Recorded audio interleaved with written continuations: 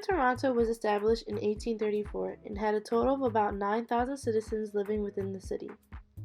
With Toronto becoming a city, it really gave opportunity for the city to grow and advance with its citizens and technology. By 1951, the number of inhabitants in the city rose to over 1 million.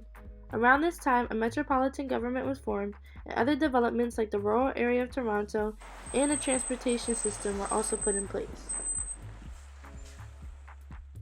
Toronto has now become known as the fifth largest city in North America with an exceeding population of 2.4 million people.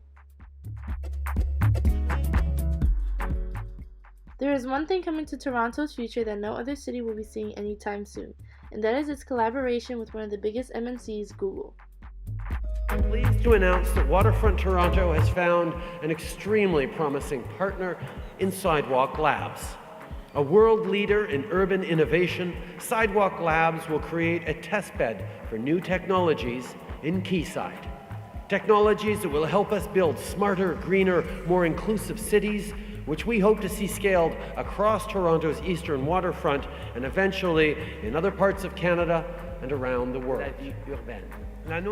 The future that our kids and grandkids are going to inhabit is one where bold, innovative thinking is the norm, where our complex challenges are solved by innovation and partnership. This announcement today is about promoting and fostering that innovation and leading the way forward.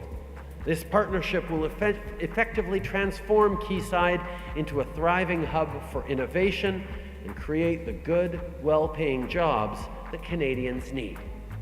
Today, I'm also pleased that in order to get the development of this area started, Google Canada has committed to relocate its headquarters to the eastern waterfront to anchor this innovation cluster. This decision on the part of Google shows commitment to the success of this project. My friends, this project will become a model for others not only in Canada, but around the world. After all, the future, just like this community, will be interconnected.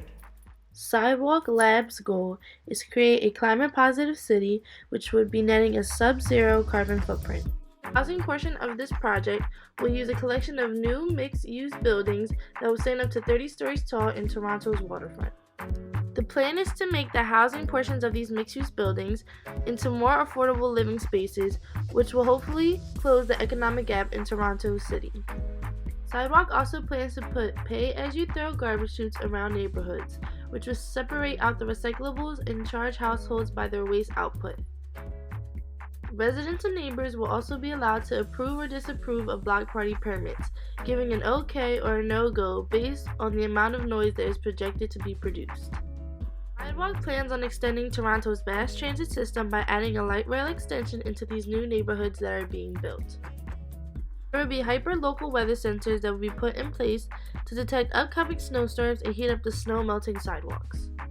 These sidewalks will provide for a safer commute for residents, including cyclists, pedestrians, and self-driving delivery dollies through the Canadian winter.